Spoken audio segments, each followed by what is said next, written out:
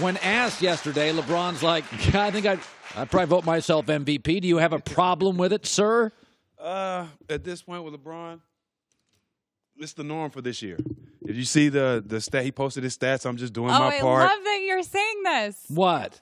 I love that you're calling him out, right? Yes. He's like a walking advertisement for himself. What happened? No superstar has to be told he's great more than LeBron. Thank you.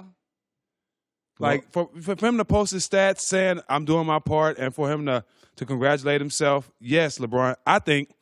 I say he's great enough for him not to say it to himself at all.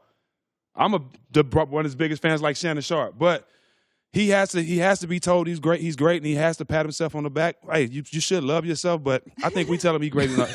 You know what I'm saying? Your greatness speak for yourself. But we tell him he's great enough, I think. By the way, though, we're unfair. Like, musicians write songs about how great they are and how rich they are and how cool they are and the women they get, and we totally put our arms around that culture. But then they don't also post it on Instagram and say, I'm so great. If you ever watched Instagram, it's here's my hot girl, here's my money, and LeBron does that too. That's what I'm saying is, yeah, LeBron's over the top, but the culture in America now is look at my stuff, look at my house, look at my life. He's kind of like a millennial. Well, he is the culture, and everybody in the culture says he's great. So, like I said, he should hear it enough from everybody on the outside that he shouldn't have to say it to himself. You played with one of the most humble guys ever, Tim Duncan. But behind closed doors, did Duncan ever say, I'm good? Never. Not once. Not once. You never one time with Duncan. I've never heard Tim pat himself on the back. Not even a single time. Oh, yeah, I'm lying. In paintball. What do you say in paintball? He just think he's like Tom Cruise, or he just think he's Van Damme of paintball. That's what he think he is. At 7 foot, he thinks he's the best. Okay, but basketball, he's pretty humble. Very humble. But isn't basketball is a funny sport. It's kind of the opposite of baseball. It's a trash-talking sport. Right. Like when you were on the court. Right. I can play without talking trash. You and Gary Payton are in Larry Bird. You, Larry Bird, and Payton. Chap. I'm kind of okay with basketball players saying, I'm an artist. Look at my art.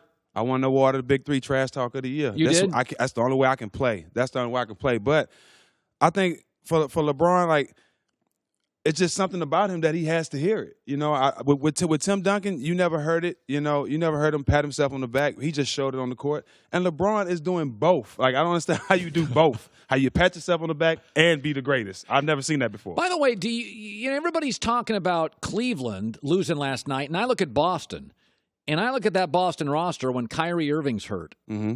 That ain't a great roster. I do like Al Horford. They're still winning, though. Okay, regular season. Doesn't count. You're right. I mean, let's slow down.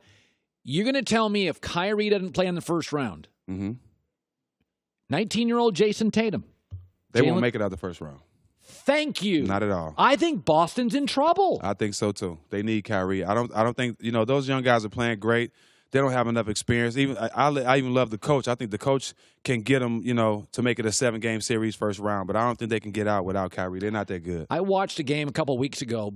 It was I think it was a Friday or a Saturday. It was the Celtics in Washington, and John Wall was out. And I was sitting there watching. I think Kyrie was out. He may have been out. And I was like sitting there thinking, these are bad teams. Looks like the Dirt Bowl, right? It was like Bradley Beal could play. Horford could play. It was just not great basketball. Now, do you buy into Cleveland? Cleveland's in trouble. Cleveland's definitely in trouble. Now, trouble. Yes. What do you mean trouble? If they run into the wrong team in the first round, they in trouble. I have all the confidence in the world in LeBron, but this is the worst team I've seen him with in my mind. This is we don't see the J.R. Smith of old, which I still think he has a lot. I think that J.R.'s going to come back in the playoffs. For some reason, I think that. Yeah. But this team is not the most experienced team. He for sure doesn't have a Kyrie type of player on that team to help him, make these big shots. So I think this is going to be the hardest road for LeBron to even get to the finals in the Eastern Conference. It's going to be hard for him this year. By the way, I want let's say, just put yourself in LeBron's shoes. So you have the Sixers who have Joel Embiid, though he only plays about 30 minutes a night, and he is a big that's been hurt. Ben Simmons does not shoot threes. Dario Saric is good, not great. Or you have Lonzo, Ingram, Kuzma. Or you've got Houston with 2 stars, and if I went there, I'd have no bench. If you were LeBron, let's take Cleveland out of it, because I do think Kristine said this. In his heart, You moved from Miami to Cleveland. You do love I'm Cleveland. going to kill you. What? LeBron should call Kawhi, tell Kawhi and Pop to make it work, and he goes to San Antonio. Oh. He'll catch Jordan in championships. So Kawhi plays LeBron's spot mostly. No. LeBron has never played with a two-way guy like that.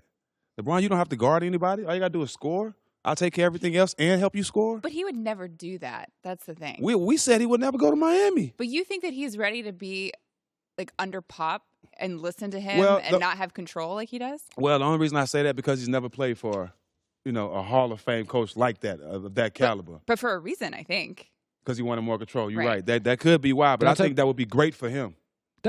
Listen, Eric Spoelstra is a very good coach, but at the time, Spoelstra was kid coach. He was Sean McVay. Kid coach. He was kid coach. He grew up with LeBron. He did. And in San Antonio, he won't have to worry about being the guy to get all the role players and everybody to play. They do that on their own in San Antonio. That's the culture. Everybody plays hard. So all the stuff that he has to deal with players and worry about teammates playing hard and doing their job, that's one place you don't have to worry about that in San Antonio. I agree. I just don't think it will ever happen. It might not. I mean, we see he really loves himself. He's got a big ego. Oh, so you have to check it. I love myself too, but you don't see me on Instagram saying, "Good job, Jack. You killed it on the herd today."